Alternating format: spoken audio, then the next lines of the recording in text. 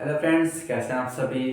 चलिए, आपका स्वागत है हमारे एक नए वीडियो में। आज की वीडियो में फ्रेंड्स हम कंजंक्शन का टॉपिक नेक्स्ट जो टॉपिक आपके साथ डिस्कस करेंगे।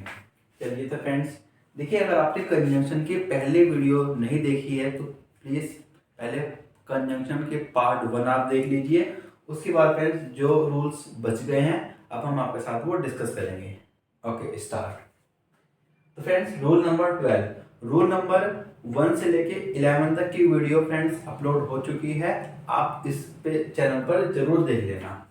नेक्स्ट, रूल नंबर 12 क्या कहता है? तो अनटिल और अनलेस भी एक कंजंक्शन है फ्रेंड्स। ये कैसे काम करती है देखिए। Wait until I come back मतलब जो अनटिल जो कंजंक्शन है वो टाइम के लिए यूज करते हैं।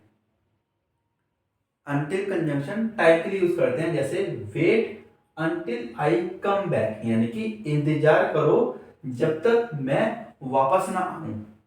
तो यानी कि वो वापस आएगा अब 5 मिनट में, 10 मिनट में या आधे घंटे में, यानी कि कहीं ना कहीं टाइम लोड कर टाइम को बता रहा है कि इंतजार करो जब तक मैं ना आऊं।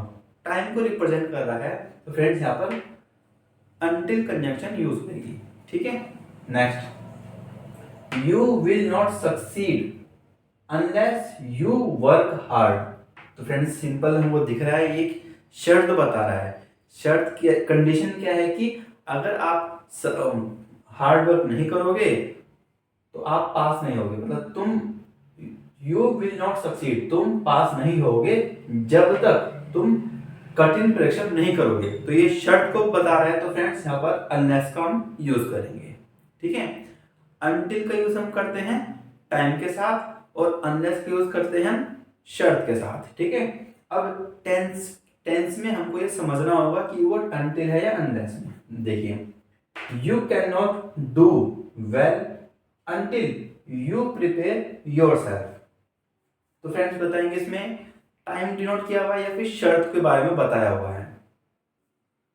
भाई, you can not do well मतलब तुम अच्छा नहीं कर सकते जब तक तुम खुद को तैयार नहीं करते। जब तक आप खुद को तैयार नहीं करते तब तक आप अच्छी परफॉर्मेंस नहीं कर सकते। तो ये तो फ्रेंड्स शर्त बता रहा है कि भाई तुम अच्छा नहीं कर सकते जब तक आप अच्छी परफॉर्मेंस नहीं करोगे, जब तक आप खुद को तैयार नहीं कर लेते। तो फ्रेंड्स, यहाँ पर अनलेस आएगा।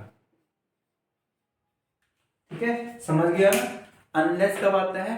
जब भी कभी शर्त या कंडीशन के बारे में दिया हुआ होता है। ठीक है। Next, I want to stay here unless she goes back.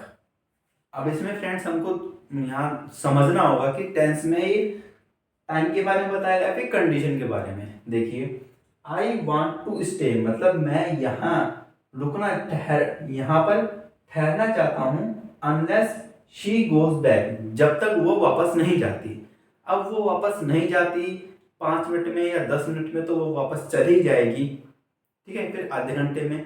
तो टाइम की बात हो रही है यहाँ पर। ठीक है, तो टाइम की बात हो रही है तो फ्रेंड्स यहाँ पर क्या आएगा? अनटिल। तो यहाँ पर क्या आएगा? Until. I want to stay here until she goes back. ठीक है। देखिए फ्रेंड्स, मैंने आपको पिछली वीडियो में, अगर आप वीडियो रेगुलर देख रहे हो तो वहां पर एक वर्ब आई थी वांट, और वांट के बाद इन्फिनिटिव का इसमें यूज हुआ था उस स्टोरी में। तो यानी कि वांट एक ऐसी वर्ब है जिसके बाद इन्फिनिटिव का हम यूज करते हैं। ठीक है। I want to stay here. चलिए नेक्स्ट कंजंक्शन है फ्रेंड्स बिकॉज, सिंस और as. Next conjunction because, since और एज। इसके बाद फ्रेंड्स देयरफॉर, सो और एज का यूज नहीं होता। ठीक है। बिकॉज, सिंस या फिर एज के बाद देयरफॉर, सो या एज का यूज नहीं होता। या तो आप ये कह लीजिए, अगर यहाँ पर कंजंक्शन 1 है तो इसके बाद कंजंक्शन 2 का यूज नहीं होता। ठीक है।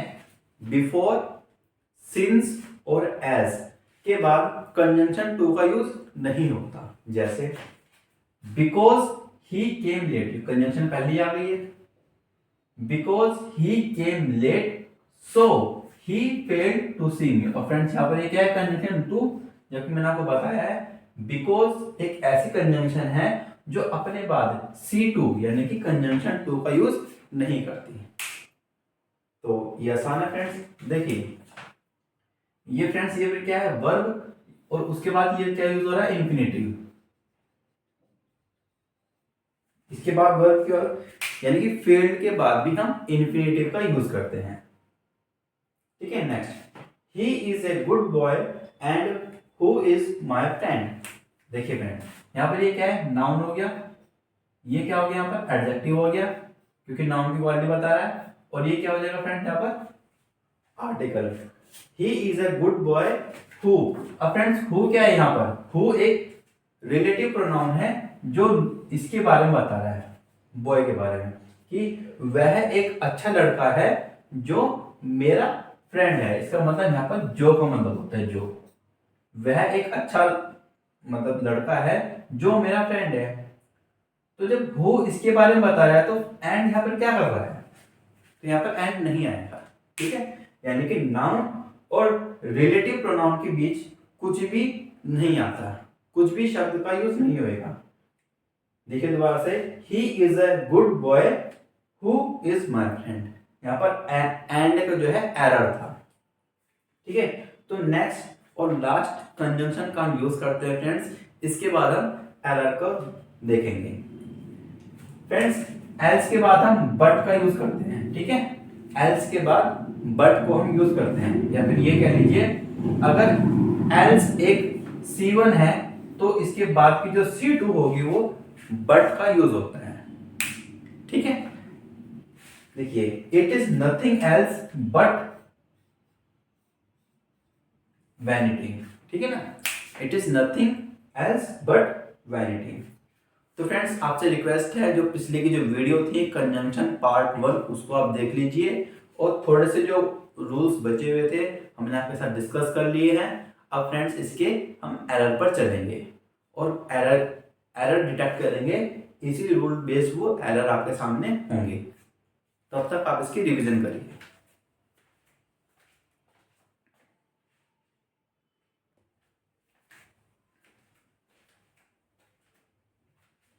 चलिए फ्रेंड्स कंजंक्शन के कुछ एरर हम फाइंड करेंगे।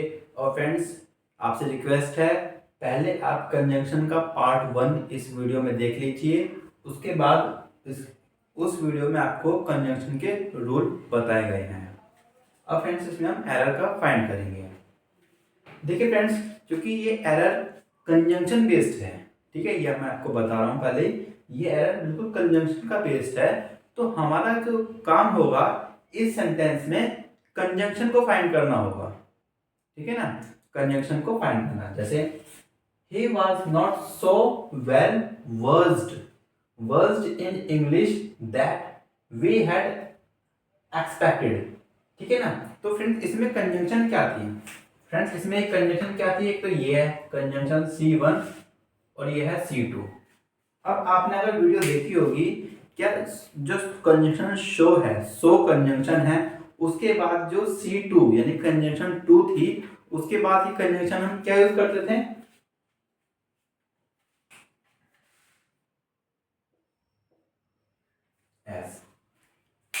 एज का हम यूज करेंगे। ठीक है, कंजंक्शन सो एक ऐसी कंजंक्शन है, यानी कि ऐसी C1 है, उसके बाद की जो C2 है हम एज का यूज करते हैं। ठीक है ना, तो इसका मतलब वो वह इतना इंग्लिश में इतना भी परफेक्ट नहीं था एज जैसा कि हमने उम्मीद की थी, हैड एक्सपेक्टेड। ठीक है ना, next, he not only stop. Friends दूसरे में हम देखेंगे, और देखिए इसमें हम इस सेकंड सेंटेंस में भी आपको कंजंक्शन फाइंड करनी है। Conjunction, he not only stop coming here but also going to any place which is related to her past tragedy. ठीक है ना, यानी कि वह ना केवल रुका कमिंग हेयर मतलब वो यहाँ पर आते हुए ना रुका, but also going to any place, यानी कि वो ऐसे, बल्कि वो ऐसे प्लेस पे, ऐसे स्थान पर भी वो घूमने के लिए गया जो कि रिलेटेड उसके रिलेटेड थे, उसके पास, जो उसके पास से संबंध थे, वो उस स्थान पर भी वो घूमने के लिए गया था। चलिए, तो फ्रेंड्स इसमें जो कंजंक्शन है वो क्या पड़ेगी आपकी, ये C1 और बताइए आप C2, तो ये तो सही है। नॉट ओनली के बाद हम बट आल्सो का यूज करते हैं, ये बिल्कुल सही है। लेकिन मैंने आपको बताया था, देखिए फ्रेंड्स आप वीडियो कंजंक्शन पार्ट 1 उसकी वीडियो को जरूर देखना, कैसे हम नॉट ओनली को यूज करते हैं। देखिए फ्रेंड्स यहाँ पर बट आल्सो का यूज कैसे हुआ है, यहाँ पर वर्ब और आईएनजी का यूज किया गया है, और जबकि यहाँ पर नॉट ओनली कैसा है, यहाँ पर तो वर्ब की थर्ड फॉर्म यूज की है, ठीक है ना। तो फ्रेंड्स ये तो गलत है, सीक्वेंस नॉट ओनली का गलत है। तो जो ये जो नॉट ओनली है फ्रेंड्स यहाँ पर आएगा, यहाँ पर क्यों आएगा, क्योंकि नॉट ओनली जब हम यहाँ लगा देंगे तो उसके बाद फिर से वर्ब की आईएनजी और सीक्वेंस जो हमारा सही हो जाएगा। तो यहाँ पर क्या यूज करेंगे, he stopped not only coming here, not only के बाद आईएनजी आ गया, but also going, but also के बाद भी आईएनजी यूज हो गया। तो अब ये सीक्वेंस बिल्कुल सही बनी, ठीक है ना। तो आपका एरर इसमें था। एरर क्या, बस आपको चीजें सेंटेंस में देखना पड़ेगा कि क्या सही है क्या गलत है, ठीक है। नेक्स्ट, अब देखिए फ्रेंड्स मैंने आपको इसमें एरर बताया है। अब मैंने आपको बताया था कि हर एक सेंटेंस हमको ग्रामर में कुछ ना कुछ सिखाता ही है। जैसे यहाँ पर विच क्या है, विच एक रिलेटिव प्रोनाउन है जो अपने से पहले की नाउन के बारे में बताता है, यानी कि वो ऐसे प्लेस पर गया था जो कि, इसका मतलब क्या जाएगा, विच का मतलब जो कि उससे संबंधित था, ठीक है ना। नेक्स्ट के बाद आता है रिलेटेड टू। रिलेटेड टू एक फिक्स प्रीपोजिशन है, रिलेटेड के बाद हम हमेशा से ही टू का यूज करते हैं, ठीक है। तो फ्रेंड्स ये आप ध्यान से पढ़िए सेंटेंस को। पहले सेंटेंस में हमारा ये था, सो के बाद कंजंक्शन एज यूज होती है, और यहाँ पर एरर कौन सा था, सीक्वेंस का। अगर बट आल्सो के बाद आईएनजी यूज हो रहा है तो नॉट ओनली के बाद भी हम आईएनजी का यूज करेंगे, ठीक है। Next number 3, nobody else but you might be declared responsible for the loss, मतलब नोबडी एल्स कोई नहीं बल्कि तुम ही डिक्लेयर किए जाओगे, डिक्लेयर मतलब घोषित किए जाओगे, क्या घोषित, जिम्मेदार, इस नुकसान का जो जिम्मेदार है वो आपको ही घोषित किया जाएगा, ठीक है। देखिए फ्रेंड्स जो माइट भी होता है ना, माइट भी इसका मतलब होता है शायद, ठीक है ना। मतलब नोबडी एल्स मतलब कोई नहीं, शायद तुम्हें ही इसका जिम्मेदार जो है ठहराया जाएगा। अब मैंने आपको बताया था ये सेंटेंस जो है कंजंक्शन क्या है, तो आपका काम क्या है इस सेंटेंस में, कंजंक्शन को फाइंड करना। बस इसलिए ही पार्ट्स ऑफ स्पीच बड़ी इंपॉर्टेंट होती है, और मैंने आपको स्टोरी में पार्ट्स ऑफ स्पीच को फाइंड करना भी सिखाया है कि कैसे नाउन, क्या नाउन होती है, क्या प्रोनाउन होती है, और कैसे ये प्रीपोजिशन का काम कर रहा है, ठीक है।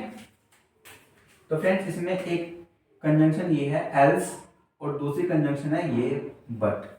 तो अभी बिल्कुल इसी वीडियो में मैंने इस तरफ लिखा हुआ था, it is nothing else but vanity. तो हम एल्स के बाद बट का कंजंक्शन का यूज करते हैं, इसलिए ये एरर, इसलिए इसमें नो एरर आएगा, नो एरर, ठीक है ना। वैसे ही तो है, एल्स के बाद बट यूज हो गया। चलिए अब इस सेंटेंस में भी हम क्या सीख सकते हैं, वो ये सीख सकते हैं कि रिस्पॉन्सिबल के बाद हम फॉर प्रीपोजिशन का यूज करते हैं। रिस्पॉन्सिबल के बाद हम फॉर प्रीपोजिशन का यूज करते हैं। फॉर का कब, जब इसके आगे नाउन का यूज होगा, ठीक है ना। Next error number 4। तो फ्रेंड्स अगर समझ में आ रहा हो, अगर वीडियो अच्छी लग रही हो तो प्लीज उसको लाइक करिए। The teacher said to the students, go through the notes as many time as possible, least you would fail। ठीक है ना। तो फ्रेंड्स आपको तो इसमें कंजंक्शन फाइंड करनी है, तो बताइए कंजंक्शन। देखिए देखिए ये यहाँ पर एक कंजंक्शन नहीं है, ये कंजंक्शन नहीं है, ये एक पॉजिटिव डिग्री है, पॉजिटिव डिग्री। ठीक है, यहाँ पर देखिए कंजंक्शन ये है। और अब आप याद करिए लिस्ट लास्ट एक वर्ड रूल मैंने आपको लिखवाया था लास्ट, उसके बाद हम क्या यूज करते हैं, सेंटेंस याद करने की कोशिश करो। मैंने आपको वीडियो में बताया था कि last go slow last you should fail, उसमें ऐसे लिखा था कि work hard लेस्ट you should fail, कि कठिन परिश्रम करो कहीं ऐसा ना हो कि आप फेल हो जाओ। तो फ्रेंड्स यहाँ पर हमने क्या यूज किया था, शुड, यानी कि लेस्ट एक ऐसी कंजंक्शन है, ऐसा C1 है, इसके बाद हम C2 शुड का यूज करते हैं। ठीक है ना। और इधर की मीनिंग क्या होता है, इसका मीनिंग कहीं ऐसा ना हो। The teacher said to the student, teacher ने स्टूडेंट से कहा गो थ्रू द नोट्स, मतलब नोट्स के थ्रू गो थ्रू हो जाओ as many time as possible, जितना संभव हो सके या फिर जितना टाइम हो सके, लेस्ट कहीं ऐसा ना हो कि तुम फेल हो जाओ। तो यहाँ पर रूल्स कंजंक्शन एक ऐसा चैप्टर है जिसमें जो डायरेक्ट रूल बेस पर ही उसमें एरर देखने को मिलते हैं। ठीक है फ्रेंड्स। नेक्स्ट सेल्डम और एवर, तो फ्रेंड्स ये तो मुझे लगता है अगर आप देखते लगा दोगे इसमें एरर, बड़ा ही आसान है। तो फ्रेंड्स ये आप ट्राई करेंगे।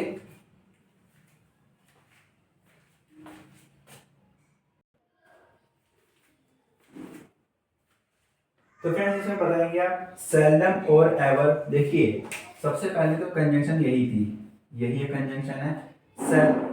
सेल्डम और ever have I tried my best to defend my friends who are after all. देखिए जब भी कुछ इंग्लिश का सेंटेंस होता है ना, आप उसको धीरे धीरे पढ़िए। अगर आप इसको फास्ट फास्ट पढ़ेंगे तो आपके दिमाग से ऊपर से जाएगा, ये आराम से पढ़ेंगे। सेल्डम और एवर इसका मतलब क्या होता है, मैंने आपको रूल में दिखाया था, शायद, कभी कभार, मतलब कभी कभार हैव आई ट्राइड, मैंने प्रयास किया है, अपना बेस्ट प्रयास किया है, टू डिफेंड माय फ्रेंड्स, अपने दोस्त को बचाने के लिए मैंने अपना बहुत प्रयास किया है। Who are after all guilty to some extent, my friends, फिर यहाँ पर एक रिलेटिव प्रोनाउन हमने यूज किया है, यहाँ पे इसका मतलब क्या होता है, जो, मैंने अपने दोस्त को बचाने का हर संभव प्रयास किया है, जो कि गिल्टी था, टू सम एक्सटेंट, जो काफी हद तक गिल्टी था। ठीक है। तो फ्रेंड्स इसका एरर जो था इसमें है, आप देखते लगा दोगे, क्योंकि मैंने आपको लिखवाया था सेल्डम इफ एवर। ठीक है ना। सही कंजंक्शन ये होती है सेल्डम इफ एवर, लेकिन यहाँ पर और लिखा हुआ था, तो फ्रेंड्स आपका एरर इसमें था। ठीक है। सेल्डम इफ एवर, इसी की नेक्स्ट एक कंजंक्शन और भी थी, सेल्डम और नेवर करके, तो उस कंजंक्शन को आप कमेंट में टाइप करके बताना। नेक्स्ट सेल्डम और एवर, ये देखिए फ्रेंड्स वही एरर आपका सेम रिपीट हो गया है। तो फ्रेंड्स यहाँ पर क्या आएगा, इफ, सेल्डम इफ एवर। और जब भी ये कंजंक्शन आती है तो फ्रेंड्स हम इन्वर्जन का यूज करते हैं। इन्वर्जन का मतलब हेल्पिंग वर्ब बाहर लेकर आते हैं। Seldom if ever have I turn a beggar away without giving him some arms, मतलब बिना कुछ, है ना, जो भिखारी को पैसा वैसा देते हैं, मतलब शायद ही कभी कभार मैंने कोई भिखारी को टर्न अवे, मतलब वापस भेज दिया है बिना कोई पैसा दिए। ठीक है। तो आपको एरर समझ में आ गया ना। ठीक है। अब हम चीजों को सीखते हैं इस ग्रामर में, इस टेंस में, क्या हम ग्रामर में क्या सीख सकते हैं। चलिए देखिए यहाँ पर विदाउट क्या होती है, विदाउट एक प्रकार की प्रेपोजिशन होती है, प्रेपोजिशन। ठीक है ना, यहाँ लिख लेना आप। और प्रेपोजिशन एक ऐसा मतलब पोजिशन होती है, उसके बाद अगर वर्ब का यूज करेंगे तो वो हमेशा से ही आईएनजी में यूज करते हैं। उसके बाद हम वर्ब जो है, प्रेपोजिशन के बाद जो वर्ब है आईएनजी में यूज करते हैं।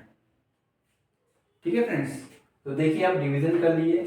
यहाँ पर सो एक ऐसी कंजंक्शन है जिसके बाद हम एज का यूज करते हैं। नॉट ओनली तो बट आल्सो ठीक था, लेकिन इसका सीक्वेंस सही नहीं था। ठीक है ना। उसके बाद फिर हमने यहाँ सीखा कि रिलेटेड के बाद टू का यूज होता है एज ए प्रेपोजिशन।